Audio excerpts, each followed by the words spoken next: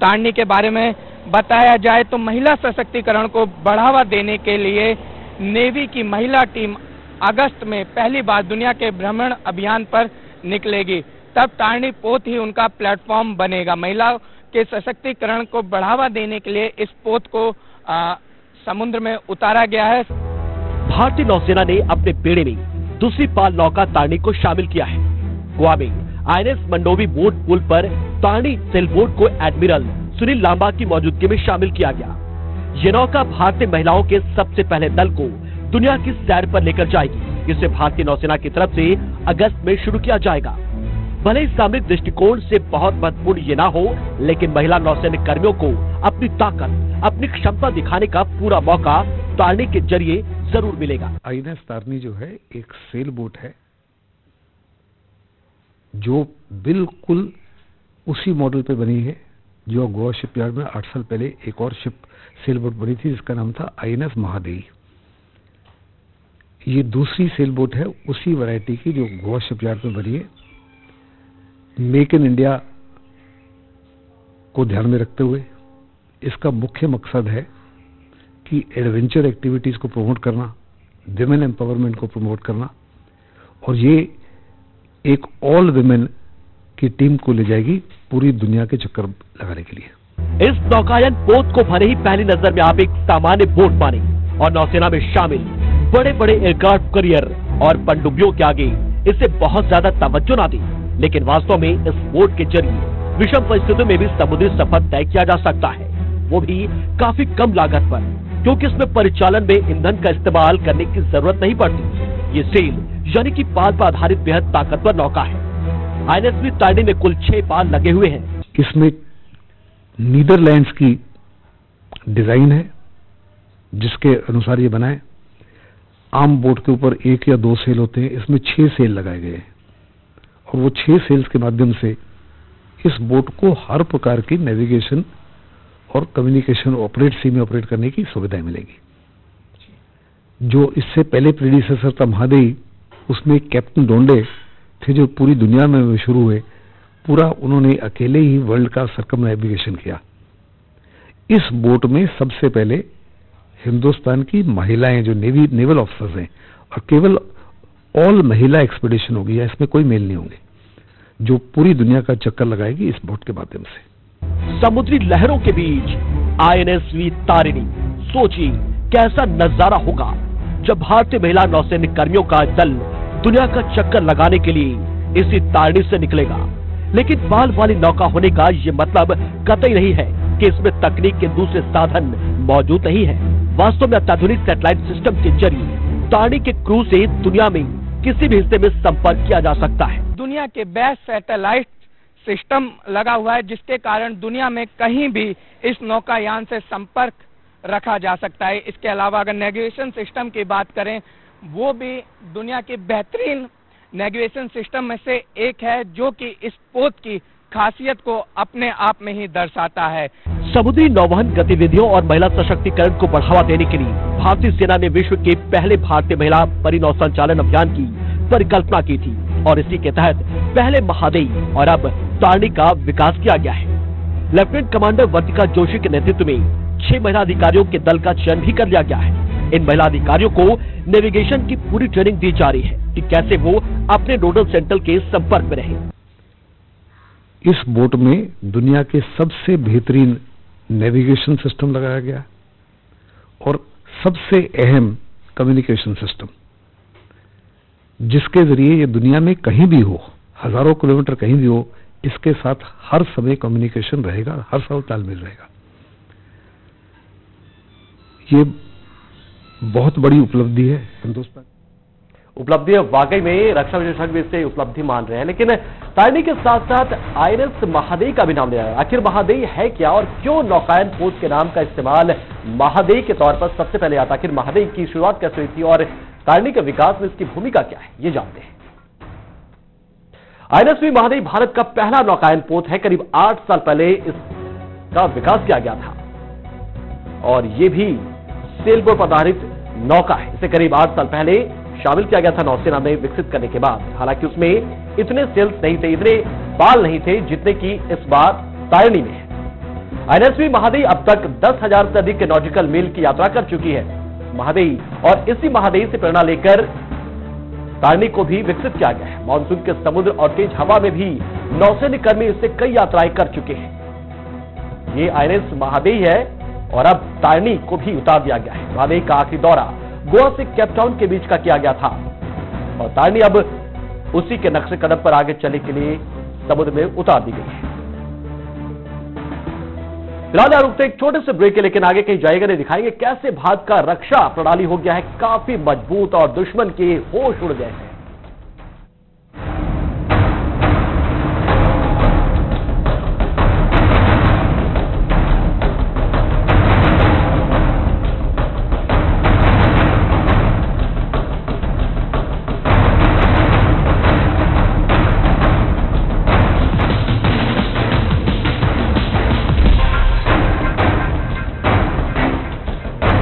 काम बोलता है भाई, काम बोलता है, अंजाम बोलता है, अंजाम बोलता है।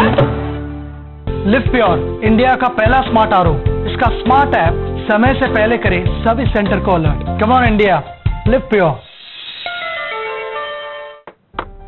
जब चौखट से दरवाजा भारी हो जाए तब कब्जे को टाइट करना पड़ता है। प्रदेश पर इनका गुंडई भारी पड़ गया है।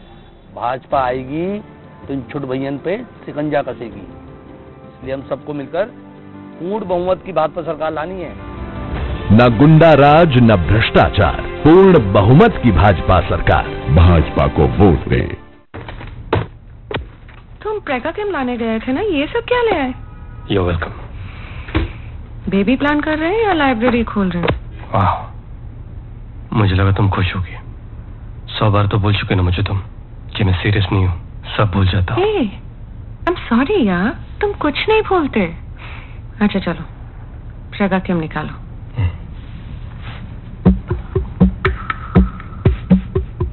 बुक्स के चक्कर में भूल गया। Of course.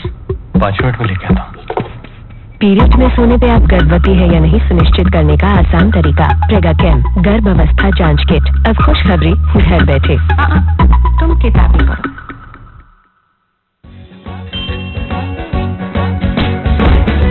मुझे ट्यूशन चाहिए। तो अपने पापा से कहो तुम्हारे लिए कोई खड़ूस सी टीचर ढूंढ ले। Combined studies. No. Picnic. No. Disco. चिस्को। नो। यस यार। काम बोलता है भाई, काम बोलता है, अंजाम बोलता है, अंजाम बोलता है।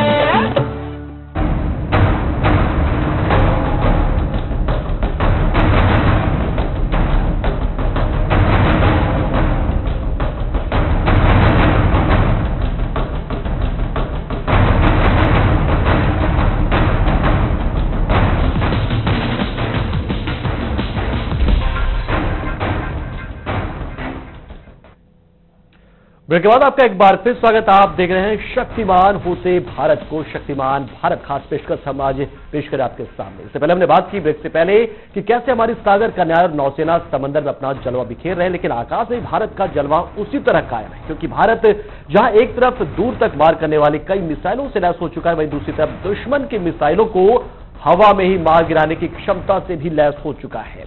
हवा से हवा में मार करने वाले इंटरसेप्टर मिसाइलों के पूर्ण विकास से भारत दुनिया के बड़े देशों में शुमार हो चुका है, जिनके पास ये चुनिंदा तकनीक मौजूद है, और भारत उन 5 बड़े देशों के बाद 6ठा देश बन गया है। अब दुश्मन थर्राएगा। दुश्मन की हर कोशिश हो जाएगी बेकार, क्योंकि दुश्मन के निशाने पर निशाना लगाएगा भारत। दुश्मन की मिसाइल हवा में हो जाएगी नेस्तनाबूद, क्योंकि भारत अपने इंटरसेप्टर मिसाइल का सफलतापूर्वक प्रायोगिक परीक्षण कर लिया है। अब भारत पर निशाना साधने से पहले उसके दुश्मनों को 100 बार सोचना होगा, क्योंकि दुश्मन का हर एक बार जाएगा अब खाली, क्योंकि दुश्मन की मिसाइलें हवा में ही बन जाएगी आग का गोला, क्योंकि भारत की मल्टी लेयर रक्षा प्रणाली हो गई है अब कंप्लीट। इस रक्षा प्रणाली की देश को लंबे समय से जरूरत थी, खासतौर से पाकिस्तान और चीन जैसे देशों से घिरा होने की वजह से ऐसे सिस्टम का होना देश के लिए बेहद जरूरी था। जरूरी है क्योंकि वही मुल्क शांति से रह सकता है, आराम से रह सकता है जिसका सेना बल जो है वो पूरा इस क्षमता रखता है इसकी कि वो अपने आप को किसी भी अटैक से अपने आप को कामयाब कर सके, चाहे वो मिसाइल का हो, चाहे वो ग्राउंड अटैक हो, चाहे वो सरफेस टू सरफेस हो, एयर मिसाइल हो या हमारी एयर पावर हो। और अगर आप देखें तो मैं कहूंगा कि ये बड़ी भारी एक हमारी जो सैटेलाइट हमने लॉन्च किए हैं अभी इस वक्त, ये बहुत भारी एक हमारी उपलब्धि है। इस इंटरसेप्टर को ITR के अब्दुल कलाम यानी कि व्हीलर द्वीप से टेस्ट किया गया। रक्षा अनुसंधान विकास संगठन DRDO ने इसे PDV मिशन नाम दिया था। इसी मिशन के तहत इसे तय समय पर आइलैंड से प्रक्षेपित किया गया। DRDO के मुताबिक PDV नाम का यह अभियान पृथ्वी के वायुमंडल से 50 किलोमीटर ऊपरी बाहरी वायुमंडल में स्थित लक्ष्यों को पाने में कामयाब रहा। जब हिंदुस्तान में ये मिसाइल प्रोडक्शनाइज होके हमारे डिफेंस फोर्सेस में इंडक्ट हो जाएगी बड़े पैमाने पर, इसका एक और बहुत फायदा होगा। जो हमारे स्ट्रेटेजिकली इंपॉर्टेंट टारगेट्स है जैसे कि हमारा नेशनल कैपिटल, इसको आप लेड डिफेंस प्रोवाइड कर सकोगे। पहले जो दुश्मन की इनकमिंग मिसाइल है, न्यूक्लियर मिसाइल है चाइना की या पाकिस्तान की, जो आपके सीट ऑफ पावर को डिस्ट्रॉय करना चाहती है, उसको आप 150 किलोमीटर की दूरी पर नष्ट करने की कोशिश करोगे। अगर किसी प्रकार से सक्सेस नहीं मिलती तो आपके पास बैकअप सिस्टम है जो ऑलरेडी 70 किलोमीटर आप दर्शा चुके हो, जो इंडक्ट हो चुकी है, तो आप उसी इनकमिंग मिसाइल को दूसरी मिसाइल फायर कर सकते हो डिस्ट्रॉय करने के बाद। फिर आपके पास में आकाश मिसाइल सिस्टम है जो तीसरा आ जाएगा, जो 25 किलोमीटर की दूरी पर उसको नष्ट कर सकती है। सो यानी दूसरे लफ्जों में आपके पास क्षमता आ जाएगी कि इनकमिंग थ्रेट को आप लेड डिफेंस के माध्यम से डिस्ट्रॉय कर सकते हैं। इस मिशन में PDV इंटरसेप्टर और 2 चरणों वाले लक्ष्य मिसाइल का सफलतापूर्वक परीक्षण किया गया। इस लक्ष्य को दरअसल 2000 किलोमीटर से अधिक दूरी से आती हुई शत्रु की बैलिस्टिक मिसाइल के तौर पर विकसित किया गया और इसे बंगाल की खाड़ी में एक कोन से दागा गया था। लेकिन भारत के इंटरसेप्टर मिसाइल ने उसे नेस्तनाबूद कर दिया।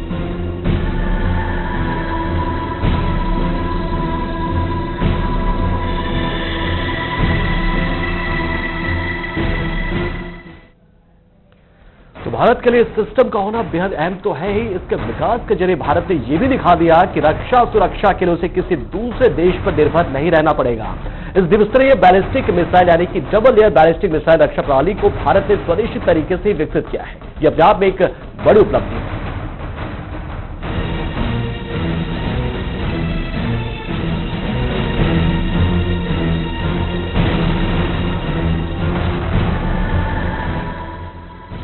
इंटरसेप्टर मिसाइल यानी ऐसा मिसाइल जो दुश्मनों की आती हुई मिसाइलों को हवा में ही खत्म कर दी, उन्हें मार गिराए। लेकिन क्या हो जब उस इंटरसेप्टर मिसाइल से दुश्मन का मिसाइल चूक जाए, यानी कि वो निशाना ना लगा पाए। इसलिए ऐसे वक्त में मल्टीलेयर रक्षा प्रणाली अहम माने जाते हैं, जिसमें एक मिसाइल से यदि दुश्मन की तरफ से दागे गई मिसाइल चूक भी जाए तो दूसरी इंटरसेप्टर मिसाइल बैकअप में पहले से ही तैयार रहे। भारत का एयर डिफेंस सिस्टम है वो 3 लेयर्स में आ चुका है, जो कि पहला 25 से 30 किलोमीटर, दूसरा 70 और तीसरा 150 किलोमीटर। कहीं ना कहीं इस सफल परीक्षण के बाद से चीन और पाकिस्तान की चिंताएं भी बढ़ा दी हैं कि भारत अब जमीन से लेकर हवा तक अपनी सुरक्षा के लिए खुद को तैयार रख रहा है और देश को महफूज रखने के लिए हर उस टेक्नोलॉजी पे काम कर रहा है जो कि इसको और बेहतर बना सकती है। आखिर ये क्यों अहम है, क्यों इसे भारत की सुरक्षा के लिए अहम माना जा रहा है? तो इसकी एक वजह तो बेहद साफ है कि इससे देश की सुरक्षा पूरी तरह से पुख्ता हो गई है। दूसरी ये कि देश के लिए एक बड़ी उपलब्धि की तरह है, जो हमारे देश को हमारे दुश्मन देशों से बिल्कुल अलग करता है। ऐसी मिसाइल है जो दुश्मन की इनकमिंग मिसाइल को तोड़ सकती है और उसके अटैक को रोक सकती है। हिंदुस्तान पहले भी इस माफी की मिसाइल बना चुका है, लेकिन उसकी जो रेंज थी लगभग 70-75 किलोमीटर थी। अभी हमने एक ऐसी BMD मिसाइल बनाई है जिसकी रेंज है 150 किलोमीटर। तो कोई भी इनकमिंग अटैकिंग मिसाइल है जो पाकिस्तान देख रहे हो बहुत बड़े पैमाने पर अपने आप को हर प्रकार की मिसाइलों से लैस कर रहा है, चाइना हर प्रकार की मिसाइल से लैस कर रहा है और देश के ऊपर बहुत बड़ा खतरा उभर रहा है। केवल दुनिया में इस समय 5 ही देश हैं जिनके पास एक क्षमता थी, रशिया, अमेरिका, चाइना, फ्रांस और जापान। हिंदुस्तान दुनिया में 6ठा देश हो गया जिसने ये क्षमता हिंदुस्तान में पाली। नए इंटरसेप्टर को कुछ ऐसे डिजाइन किया गया है और विकसित किया गया है कि इससे मारक क्षमता कई गुना बढ़ गई है, क्योंकि इसे तेजी से एक जगह से दूसरी जगह पर मूव कराया जा सकता है। 12 रॉकेट जो है गाड़ी पर माउंटेड हैं और एक जगह से दूसरी जगह जाने में बड़ी तेजी से कार्रवाई कर सकते हैं और हम इसको गाड़ी से ही माउंटेड से लॉन्च कर सकते हैं और 12 के 12 रॉकेट जिनकी जो रेंज है तकरीबन 65 से 70 किलोमीटर तक की रेंज में ये फायर कर सकता है और दुश्मन के किसी भी इलाके को बेखूबी बर्बाद कर सकता है। यही नहीं, हमारी नेवी में भी अगर हम चाहें नेवल शिप्स पर भी इसको लॉन्च किया जा सकता है, जो कि दूसरे जहाज़ों को बर्बाद करने के लिए भी इस्तेमाल कर सकते हैं और ये एक बहुत ही उम्दा और बहुत ही कारगर और बहुत ही जिसको हम बोलेंगे छोटा और बड़ा हथियार है। जब इसका परीक्षण हो रहा था तो इंटरसेप्टर मिसाइल ने एक स्वचालित अभियान के तहत रडार आधारित प्रणाली ने शत्रु की बैलिस्टिक मिसाइल की पहचान कर ली। रडार से मिले आंकड़ों की मदद से कंप्यूटर नेटवर्क में आ रही बैलिस्टिक मिसाइल का मार्ग का पता चल गया। पीडीवी को पूरी तरह से तैयार रखा गया था। कंप्यूटर सिस्टम से जरूरी निर्देश मिलते ही उसे छोड़ दिया गया। यह अहम दिशा सूचक प्रणालियों की मदद से अवरोधन बिंदु तक पहुंच गई। सभी कार्यों का निरीक्षण विभिन्न स्थानों पर स्थित टेलीमेट्री रेंज स्टेशनों ने तत्काल आधार पर कर लिया और इस परीक्षण को सफल करार दिया गया।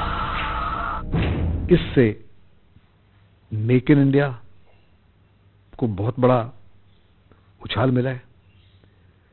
अपनी साइंटिफिक कैपेबिलिटी को दर्शाने का मौका मिला है। दुनिया हिंदुस्तान के साइंटिस्ट की वाह करना शुरू हुई है, क्योंकि हम ऐसी कार्रवाइयां कर रहे हैं जो दुनिया में पहले 4-5 मुख्य देशों ने की। आप कई प्रकार की जो मिसाइलें हम फायर कर रहे हैं, जैसे अग्नि 5 था, उसके बाद हम दुनिया में 4था या 5वां देश बने जिसने इस माफी की क्षमता दर्शाई। तो हवा से लेकर आकाश तक, पानी से लेकर समुद्र तक, हर जगह भारत अपनी सुरक्षा को चाक चौबंद कर रहा है। आकाश हो, पाताल हो, पानी हो, पहाड़ हो, हर जगह भारत अपने सुरक्षा तंत्र इतना मजबूत कर चुका है कि सिर्फ वो दूसरे पर आक्रमण नहीं कर सकता बल्कि दूसरे के आक्रमण को रोक भी सकता है। और इसलिए इस तरह के सिस्टम की आवश्यकता भारत ने महसूस की थी और इसमें एक लेयर का नहीं बल्कि मल्टी लेयर डिफेंस सिस्टम को विकसित किया गया। और आज भारत उन देशों की श्रेणी में खड़ा है जहां पर सिर्फ 5 देश अब से पहले तक थे, लेकिन अब भारत 6ठे देश के तौर पर इन क्लब में शामिल हो चुका है, इस क्लब में शामिल हो चुका। फिलहाल इस खास पेशकश में तय लेकिन देश और दुनिया की तमाम खबरों के लिए बने रहिए हमारे साथ, देखते रहिए JK 24/7। आओ बदले हाथ।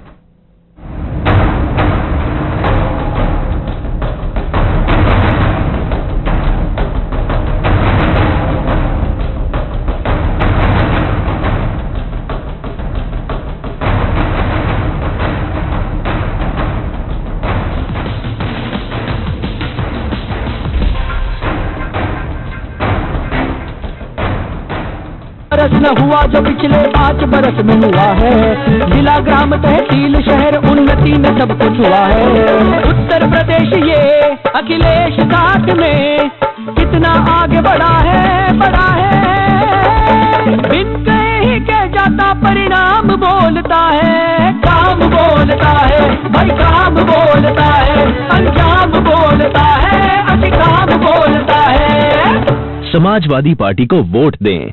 जब खाए दिल खुश हो जाए, ताकत की लहर जैसे ही उठे। नोवा शुद्ध देसी घी, सपना स्वस्थ भारत का।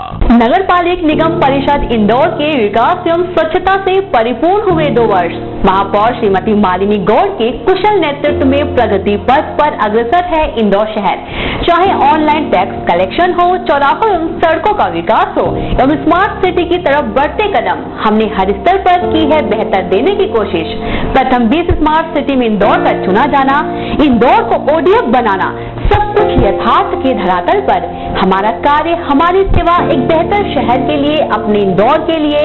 हमारा लक्ष्य मां अहिल्या की नगरी इंदौर का चौतरफा विकास। तुम प्रेगा केम लाने गए थे ना, ये सब क्या ले आए? You welcome. बेबी प्लान कर रहे हैं या लाइब्रेरी खोल रहे हैं? वाह, मुझे लगा तुम खुश होगी। 100 बार तो बोल चुके ना मुझे तुम कि मैं सीरियस नहीं हूँ, सब भूल जाता हूँ। आई एम सॉरी यार, तुम कुछ नहीं भूलते। अच्छा चलो, प्रेगा केम निकालो।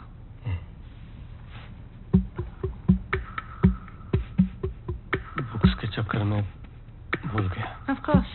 5 मिनट में लेके आता हूँ। पीरियड में सोने पे आप गर्भवती हैं या नहीं सुनिश्चित करने का आसान तरीका, प्रेगा केम गर्भ अवस्था जांच किट। अब खुशखबरी घर बैठे। तुम किताब ही पढ़ो। जैसे सूट टाइप, यू नो, मुझे ये ग्रीन या फिर ब्राउन। ठीक है, आप ये पैक कर दीजिए। सेब कितने का दिया?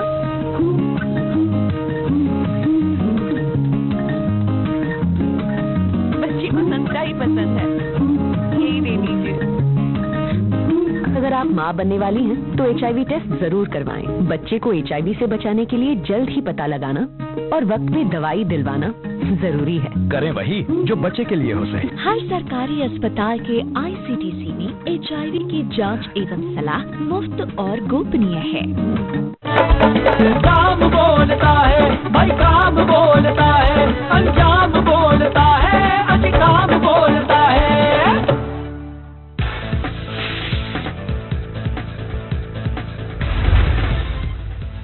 अक्षय कुमार की फिल्म जॉली LLB 2 ने रिलीज के दूसरे हफ्ते में 88 करोड़ की कमाई भारतीय मार्केट में की है। फिल्म 10 फरवरी को रिलीज हुई थी। वर्ल्ड वाइड इस फिल्म ने 100 करोड़ की कमाई कर ली है।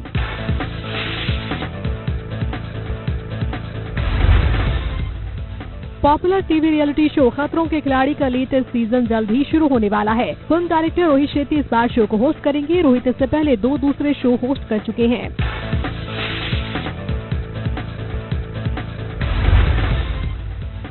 करण जौहर के साथ हुई कंट्रोवर्सी में काजोल ने खुलकर बात की है। काजोल ने कहा कि मेरा मानना है कि रिलेशनशिप काफी मुश्किल होते हैं, इसका बॉलीवुड से कुछ लेना देना नहीं है।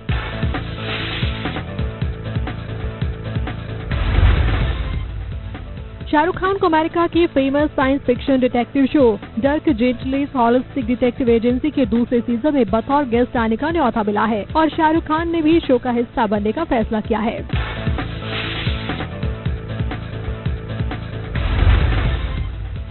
सैफ अपनी बेटी सारा की डेब्यू को लेकर बड़ा खुलासा कर चुके हैं। सैफ ने एक इंटरव्यू में खुलासा किया कि उनकी बेटी जिस बड़े बॉलीवुड ब्रेक का इंतजार कर रही हैं, वो उनके दोस्त करण जौहर देने वाले हैं।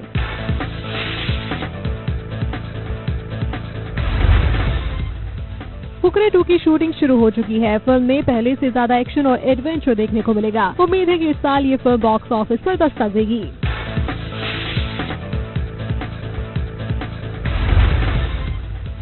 दिलजीत दोसांझ जल्द ही फिल्म फिल्लौरी में नजर आएंगे। इस वक्त दिलजीत की नजरें केवल सोलो रोल्स पर ही बनी हुई हैं। वो चाहते हैं कि फिल्मों में अच्छे रोल करें जिससे सिर्फ उन्हें नोटिस किया जाए।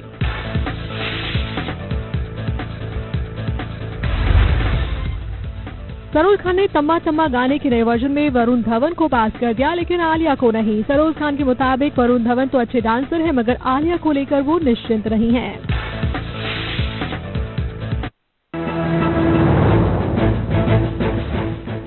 जियारत के लिए इराक गए पश्चिम बंगाल के 2 युवक अपना दल छोड़कर भागे। ISIS में शामिल होने की आशंका। जनवरी में जियारत करने गए थे दोनों युवक।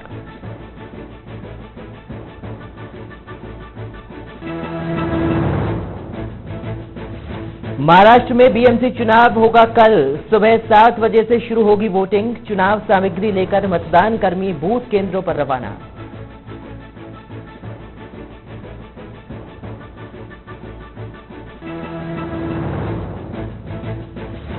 अखिलेश यादव ने महानायक अमिताभ बच्चन के बहाने साधा PM मोदी पर निशाना। कहा गुजरात के गधों का ना करें प्रचार। बीजेपी का जवाब, हार देखकर घबरा गए हैं अखिलेश यादव।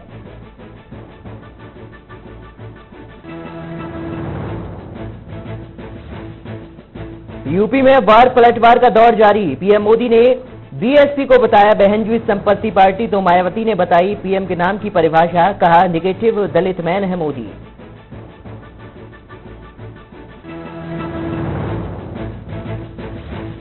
राजस्थान के कोटा में पेट्रोल पंप पर लगी भीषण आग। गाड़ी में पेट्रोल भरते वक्त हुआ हादसा। दमकल की गाड़ियों ने कड़ी मशक्कत के बाद पाया आग पर काबू।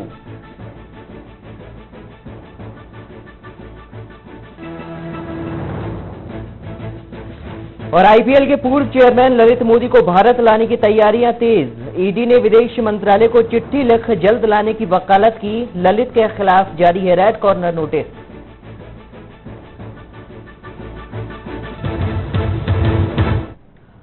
स्वागत है आप सभी का जेके 24/7 न्यूज में। आपके साथ मैं हूं पराग गुप्ता। 2014 के लोकसभा चुनाव में गुजरात मॉडल का जिक्र खूब हुआ था।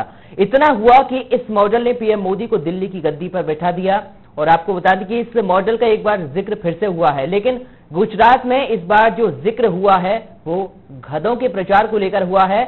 और बल्कि गधों के प्रचार की बात जब हो रही है तो यूपी के सीएम अखिलेश यादव ने पीएम मोदी पर निशाना साध दिया। साथ ही सदी के महानायक अमिताभ बच्चन को गुजरात के वाइल्ड एस सेंचुरी का प्रचार न करने की सलाह दे डाली।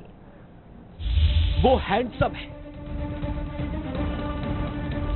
वो रफ्तार का जादूगर है। महीनों हो गए नहाए हुए,